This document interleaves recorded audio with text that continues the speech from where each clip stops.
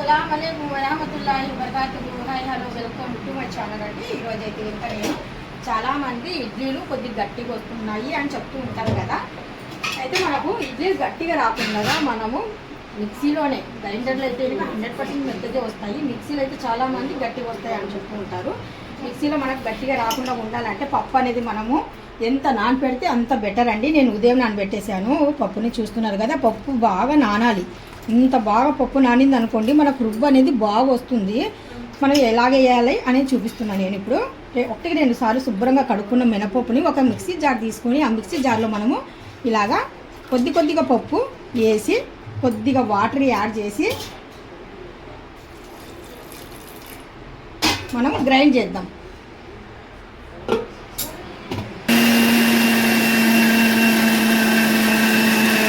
పిండి మనం ఈ మాదిరిగా గ్రైండ్ చేయాలండి. ఇలాగ వేస్తే జారుగా ఉండాలా. జారు అంటే మరి అంత జారు కాదు, ఇదిగోండి ఈ టైప్ ఉండాలి. చూస్తున్నారు కదా, ఇలాగ మొత్తము మనం మినపప్పుని గ్రైండ్ చేస్తున్నాను నేను ఇప్పుడు. రవ్వ అనేది మనము మినపప్పు ఎప్పుడు నానబెట్టామో రవ్వ కూడా మినపప్పుతో పాటు నానబెట్టామండి. చూస్తున్నారు కదా, మనము 2-3 సార్లు శుభ్రంగా కడిగాము, అందుకనేసి వైట్గా ఉంది బాగా. ఇప్పుడు ఇది నేను 3వ సారి వాటర్ వేసి శుభ్రంగా కడుగుతున్నానండి. ఇప్పుడు మనం ఇలాగా ప్రెషర్ వేసి ఇలాగా పొడిగా తీసుకోవాలి. ఎప్పుడైనా సరే ఎక్కువ లూజ్ తీసుకోకూడదు. వాటర్తో మనము రవ్వ తీసుకుంటే కనుక ఇడ్లీ అనేది మనకు లూజ్ అయిపోద్ది పిండి.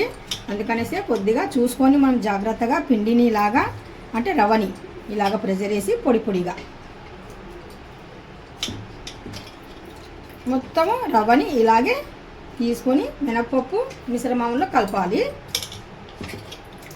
మనము ఇప్పుడు పిండి గ్రైండ్ చేసిన తర్వాత 2 రవ్వను మినపప్పు మిశ్రమాన్ని రెండింటిని ఒక దాంట్లో వేసాం కదా. ఇప్పుడు దీంతో పాటు ఇక్కడ మనం సరిపోయినట్టుగా సాల్ట్ కూడా యాడ్ చేయాలి.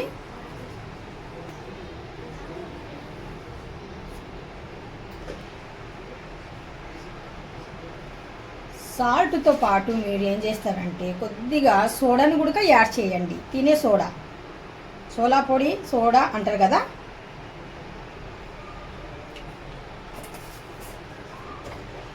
ఇప్పుడు మనము ఇవన్నీ వేసిన తర్వాత ఒక్కసారి బాగా కలపాలి.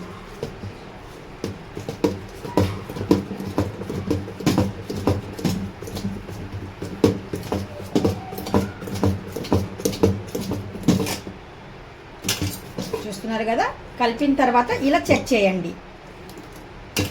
ఇప్పుడుకైతే మనకు కొద్దిగా మందంగా అన్నట్టు ఉంది కదా.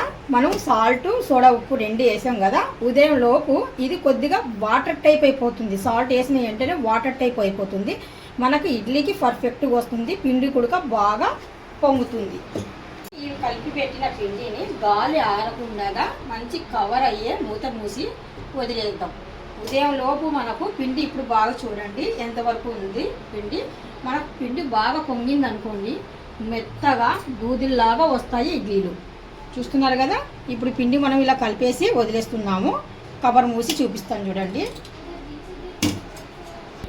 పిండి మనకు పొంగినట్టుగా అయితే ఇంకా ఈ పిండి ఈ లెవెల్లో కాదండి ఉండాల్సింది. మనకి ఈ పిండి దగ్గర ఇక్కడి వరకన్నా రావాలి. అప్పుడు అయితే ఇంకా మనకు ఇంచుమించు పొంగాలి. ఇలా పొంగింది అనుకోండి పిండి, మనకు పిండి అనేది చాలా అదే మెత్తగా దూదుల్లాగా వస్తాయి ఇడ్లీలు. చూస్తున్నారు కదా, ఇలాగ కొద్దిగా పెద్ద సైజు తీసుకున్నాం అనుకోండి, పిండి పొంగినా కానీ సరే కింద పడదండి. నిన్న ఒక 2 రోజుల కిందటైతే ఇంకా నేను పిండి ఒక చిన్న గిన్నెలో తీసానండి. తీస్తే ఇంకా గిన్నె నిండా పొంగిపోయి మరి కింద ప్లేట్ పెట్టాను. నాకు చిన్న కొద్దిగా ఐడియా ఎక్కువలేండి. కింద అడుగున ప్లేట్ పెట్టాను, ఆ ప్లేట్లో వచ్చి పడిపోయింది పొంగిపోయి. మళ్ళీ ఉదయం చూద్దాము ఒకసారి, చూపిస్తాను ఉదయం ఎంత పొంగిందా లేదా, నేను చెప్పింది కరెక్టా లేదా అనేది మళ్ళీ నేను ఉదయం చూపిస్తాను మీకు గ్యారంటీగా. సరేనా? మనం ఇప్పుడు గాలి అనేది ఎక్కడ మనం గ్యాప్ లేకుండా ఉందనుకోండి, ఇడ్లీ అనేది మనం చెప్పు 10 నుండి 15 నిమిషాలు. హై వచ్చేసి నేను 12 నిమిషాల దగ్గర పెడతానండి. లో వచ్చేసి ఒక 10 నిమిషాలు పెడతాను. మనకు గాలి అనేది ఆవిరి, గాలి కాదు ఆవిరి, లోపల నుండి బయటకు అస్సలు రావద్దు. అందుకనేసి బాగా కవర్ ఉందా లేదని చూసుకోవాలి. స్టవ్ వెలిగించేసి స్టవ్ మీద నేను ఇడ్లీ పాత్ర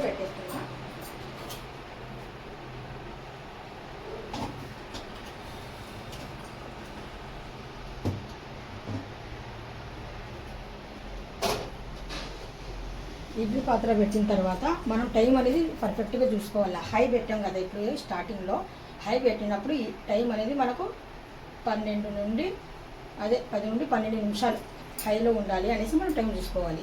12 నిమిషాలు అయిన తర్వాత ఒక 10 నిమిషాల పాటు లో పెట్టుకోవాలి. అప్పుడు మనకి ఇడ్లీ అనేది చక్కగా వస్తుంది. చూద్దాం తర్వాత. ఇప్పుడు మనకు ఇడ్లీ అనేది రెడీగా ఉందండి. ఇప్పుడు చూద్దాము.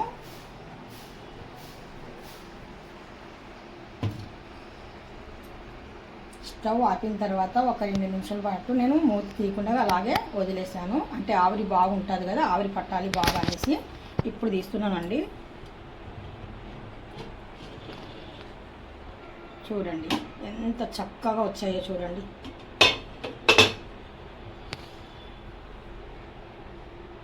ఇవి వేడివి మనకు తీస్తే ఇంకా కొద్దిగా అంత అందంగా కనిపించవు ఇడ్లీ.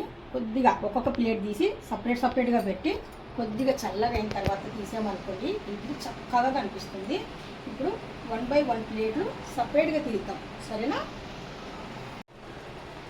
ఇడ్లీ తీసిన తర్వాత ప్లేట్లు కొద్దిగా వేడి అనేది తగ్గిన తర్వాత మనం ఇడ్లీలు అనేటివి తీస్తే కనుక ఇడ్లీలు మనకు చక్కగా వస్తాయి. కొద్దిగా బాగా వేడిగా ఉన్నాయండి. వాటర్ మనం ఎంత వేసామో దానికన్నా కొద్దిగా తగ్గింది వాటరు.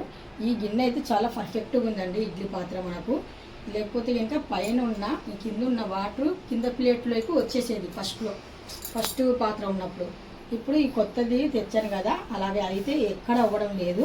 వాటర్ అడుగునే ఎంతన్నా వేయండి, అడుగునే ఉండిపోతుంది. అంటే ప్లేస్ బాగుందన్నమాట. చూడండి ప్లేట్లు నేను సపరేట్గా చేసి పెట్టాను. కొద్దిగా చల్లగా అయిన తర్వాత ఇడ్లీని నేను బయటికి తీసి చూపిస్తానండి. నేను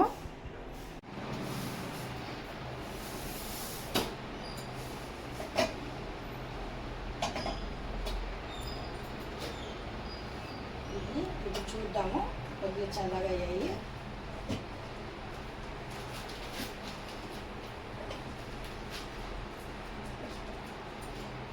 ముందుగా నేను ఇలా చూస్తున్నాను.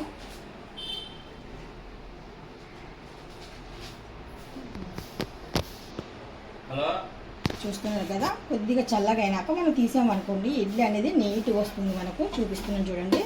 ఇలాగ నేను ప్లేట్ తీసుకొని చూడండి ఎంత చక్కగా వచ్చాయి చూడండి. ప్లేట్ గురించి చూడండి, అక్కడక్కడ ముక్కలు విడిపోయినట్టుగా ఏం లేదు కదా, సూపర్గా వచ్చాయి కదా ఇడ్లీలు.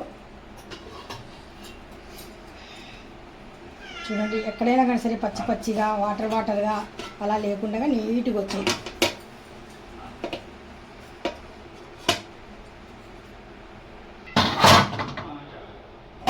ఇడ్లీలు కొద్దిగా చల్లగా అయినాక తీయండి. ఇలా పెట్టుకోండి. ఇడ్లీలు అనేవి చాలా మెత్తగా స్పాంజీ లాగా తెల్లగా మల్లెపూల్లాగా ఎంత బాగా వచ్చాయి చూస్తున్నారు కదా. మనం హోటల్లో కన్నా ఇక్కడ ఇంట్లోనే ఈజీగా ఇడ్లీలు అనేటివి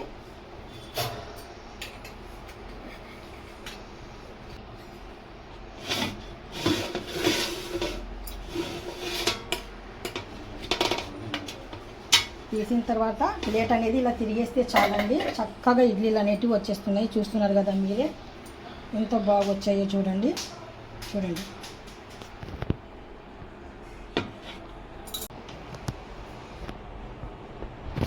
చూస్తున్నారు కదండి, మనం ఇంట్లోనే చక్కగా ఇడ్లీలు ఎంత మెత్తగా చూస్తున్నారు కదా, చాలా స్పాంజీగా చాలా మెత్తగా చూడండి. ఇలాగ లోపల పొరలుగా ఉండాలి ఇడ్లీ. రవ్వ ఎంత బాగుందో చూడండి. ఇడ్లీ ఎంత మెత్తగా సూపర్గా వచ్చాయండి ఇడ్లీలు. ఈ వీడియో మీకు మాత్రం కంపల్సరీ నచ్చే ఉంటుంది. నచ్చినట్టుగా అయితే ఇంకా లైక్ చేయండి, షేర్ చేయండి, కామెంట్ చేయండి, సబ్స్క్రైబ్ చేసి వెళ్ళండి. మీ ఒక్క లైక్ మీ ఒక్క సబ్స్క్రైబ్ నాకు ఎంతో ఇంపార్టెంట్ అండి. నాకు సపోర్ట్ ఇవ్వండి. థ్యాంక్ యూ అండి. Thank you.